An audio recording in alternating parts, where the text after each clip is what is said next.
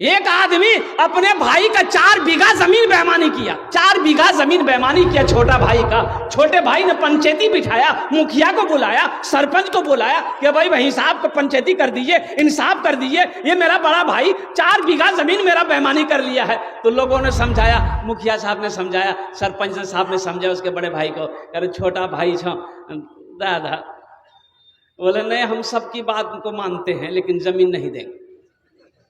तो माने कहां से?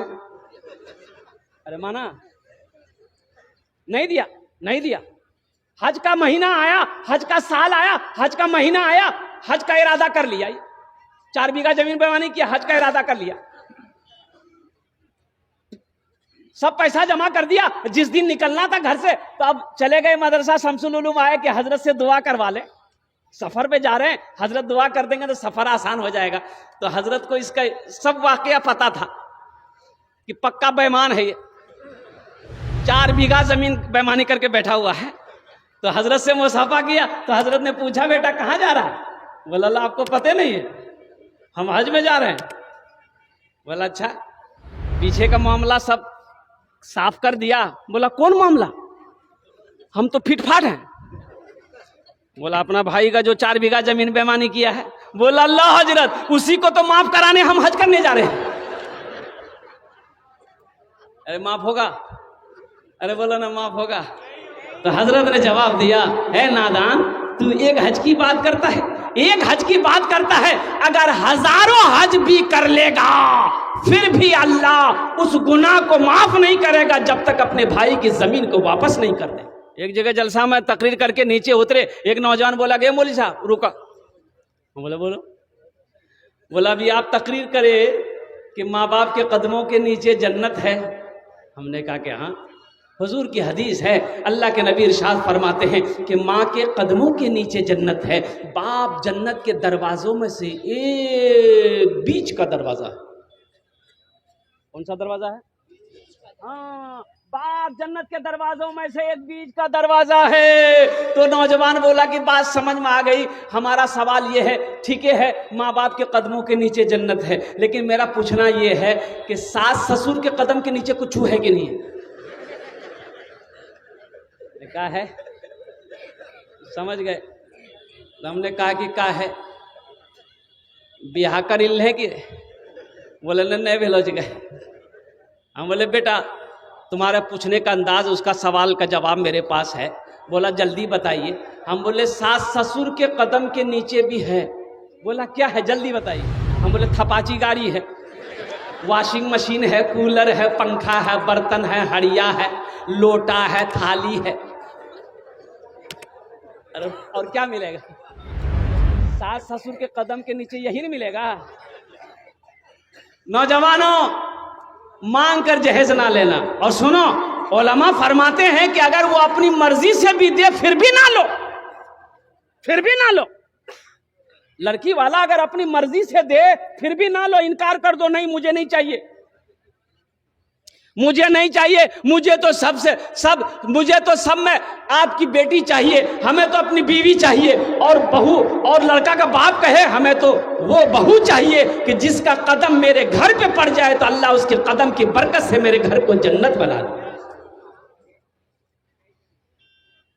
एक लड़का शादी नहीं कर रहा था, उसकी माँ बोली कि बेटा अब इन हाथों में ताकत नहीं है, झाड़ू नहीं दे पाती हूं मैं, काम नहीं कर पाती, खाना नहीं बना पाती, कपड़े नहीं धो पाती, तू ब्याह कर ले, बहू आएगी घर में काम करेगी, मुझे आराम मिलेगा।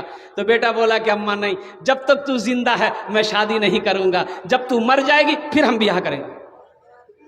बोले क्या है? बोला इसलिए कि बीवी आएगी, झगड़ा होगा, सास बहू में झगड़ा होगा, ये मुझे बर्दाश्त नहीं है कि मेरी माँ से कोई झगड़ा करे। कुछ दिन और गुजरे, माँ बोली कि बेटा अब बर्दाश्त नहीं हो रहा, तू कर ले। बोले ठीक माँ, देख अगर आप चाहते तो देख लीजिए।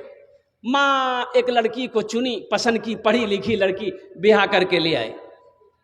लड़की क्या माशाअल्लाह 10 बजे सुबह उसकी नींद खुलती थी। अब बुढ़िया भोरे उठ के नमाज पढ़ के झाड़ू देना, बर्तन धोना, नाश्ता बना के पलंग पे ले जाके देना। वो उठती थी, मार इधर से बरस, मार इधर से बरस करके नाश्ता खा के फिर पलंग में किताब लेके बैठ जाती थी। जब 2-4 दिन हो गया तो उसका बेटा को बोला कि अम्मा उसको बोलो ना, अरे ना काम न करेगी, तुमको आराम करने के लिए ना ब्याह किया हम। बोले बेटा कैसे बोले, नई नवेली लड़की है, कुछ दिन के बाद करने लगेगी, छोड़ो मत बोलो, दिल दुख जाएगा।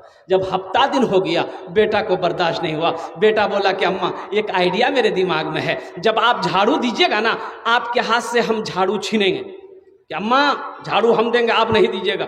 जब हमको झाड़ू देते हुए देखेगी ना तो वो उसको अच्छा नहीं लगेगा कि मेरे रहते मेरा शौहर झाड़ू दे, तो बर्दाश्त नहीं, वो खुद ब खुद आके झाड़ू देने लगेगी।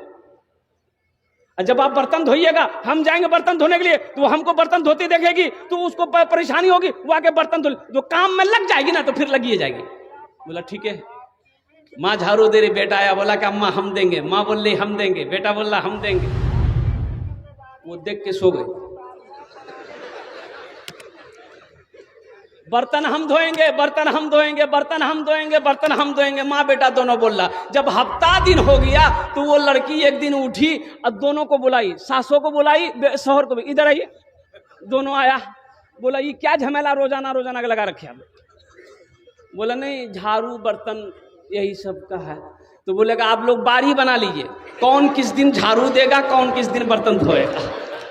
हाँ हाँ हाँ हाँ, ए नौजवानों उस लड़की से निकाह करो, उस लड़की से शादी करो कि जिस लड़की का कदम घर में पड़ जाए तो अल्लाह उस घर को जन्नत बना दे। आओ कुरान की अजमत को सुनो, इसलिए कि वक्त की किल्लत है, उलमा किराम की लंबी फहरिस्त है। मुफ्ती सादुल नजीब साहब दामत बरकातुहुम तशरीफ फरमा है, जिनकी तकरीर आपको सुननी है। और नाज़िम जलसा जनाब हजरत अल्लामा मौलाना कारी नियाज साहब दामत बरकातुहुम, इनकी निज़ामत का तो पूछिए ही मत।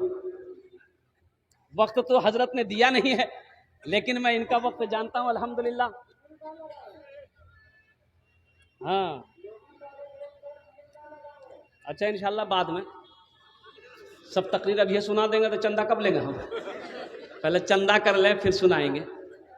बैठ जा बेटा बैठ जा। अजमत कुरान क्या है, कुरान क्या है, और कुर्बान जाई। हजरत मुआज बिन जबल रदी अल्लाह ताला अन्हु बड़े जलील कद्र साहबी हैं। अल्लाह के नबी यमन भेज रहे हैं गवर्नर बनाकर, हाकिम बनाकर। ओ मुआज ऊंट पर सवार हो जा। अल्लाह के नबी तशरीफ फरमा है, हजरत मुआज ने ऊंट को इशारा किया बैठ जा, ऊंट बैठा है। हजरत मुआज ऊंट पर सवार हो गए, ऊंट खड़ा हुआ चलना शुरू किया। अल्लाह के नबी ने ऊंट के मुहार को पकड़ा, आगे आगे अल्लाह के नबी जा रहे हैं, ऊंट भी पीछे पीछे जा रहा है। उस ऊंट पर अल्लाह के रसूल जनाब मोहम्मद रसूलुल्लाह सल्लल्लाहु अलैहि वसल्लम का सहाबी हजरत मुआज बैठे। तो हजरत मुआज लरस गए, कहते हैं या रसूल अल्लाह मेरे माँ बाप आप पर कुर्बान, या हबीब अल्लाह ये बेअदबी है, आप मेरे आका हैं, आपका मैं गुलाम हूं, मैं ऊंट पर सवार हूं, आप पैदल चले ये बर्दाश्त नहीं होगा। तो अल्लाह के नबी ने इरशाद फरमाया ए मुआज बैठा रहा। सुभान अल्लाह बोले ना माशाअल्लाह। ए मुआज बैठा रहा, मैं तुम्हारी इज्जत नहीं कर रहा हूं।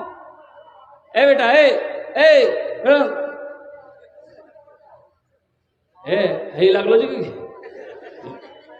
सर्दी के मौसम की तकरीर कर दी, नौजवान खड़ा हुआ, मैंने कहा क्या हुआ? बोला है, बोले बैठो। 10 मिनट का फिर खड़ा हुआ, मैंने क्या हुआ? बोला बहुत जोरों से लागलो चुके। बोले बैठ जा, कुछ देर और बैठ जा। बैठ गया। कुछ देर में भी तकरीर खत्म हो गई तो देखा बैठा हुआ है, तो अब उसको इशारा की हम जो, बोला नहीं जाएंगे। हमने कहा कहीं जाएगा? बोला अब क्या करने जाएंगे, जो करने जा रहे थे वो यही होगी, अब जाने की जरूरत नहीं है। मुआज बैठा रहा, ए मुआज बैठा रहा। ए मुआज सुनो, हम तुम्हारी इज्जत नहीं कर रहे हैं, तुम्हारे सीने में जो अल्लाह का कुरान है हम उसकी ही इज्जत कर रहे हैं। ए मुआज, जिसके सीने में अल्लाह का कुरान होता है वो अल्लाह का दोस्त होता है। जिसके सीने में अल्लाह का कुरान होता है वो अल्लाह का दोस्त होता है। ये अल्लाह का दोस्त आपके सामने बैठा हुआ है। अल्लाह अकबर कबीरा। अब बताइए, जो इनसे दोस्ती करेगा अल्लाह उससे दोस्ती करेगा कि नहीं करेगा? यो इनसे दोस्ती करेगा, जो इनसे मोहब्बत करेगा, हाफिज कुरान से जो मोहब्बत करेगा अल्लाह उससे मोहब्बत करेगा, और अल्लाह जिससे मोहब्बत करेगा वो जन्नत के अंदर में दाखिल हो, वो जन्नत के अंदर में दाखिल होगा। हाफिज कुरान का बड़ा मकाम है, हशर का मैदान होगा। हजरत मुआज फरमाते हैं, अल्लाह के नबी इरशाद फरमाते हैं कि मुआज, जिसका बेटा हाफिज कुरान हो गया, एक जमात होगी हशर के मैदान में, जिसके सर पे पगड़ी पगड़ी ताज होगा, खूबसूरत ताज। तो अहले महशर पूछेंगे अल्लाह के फरिश्तों से, भाई ये जो जमात है, ये जो टोली है, जमात है, ये लोग कौन है? अंबिया हैं, अंबिया हैं, सालिहीन हैं, सिद्दीकीन हैं, शुहदा हैं, कौन है? तो अल्लाह के फरिश्ते जवाब देंगे, नहीं नहीं नहीं, ये जो जमात देख रहे हैं, जिनके सर पे ताज है, जिनके सर पे पगड़ी है, जिसके सर पे ऐसा ताज है कि जिसकी रोशनी सूरज की रोशनी फीकी पड़ जाए उसके सामने में, ये वो लोग हैं जिनका बेटा दुनिया के अंदर में हाफिज कुरान हुआ है। अल्लाह ने उसके बाप को आज ताज पहनाया है, और कुर्बान जाओ, तो वो लोग हसरत से कहेंगे, काश दुनिया में हम भी अपने बेटे को हाफिज कुरान बनाए होते, आलिम दीन बनाए होते, तो आज अल्लाह ताला हमें भी ताज पहनाए।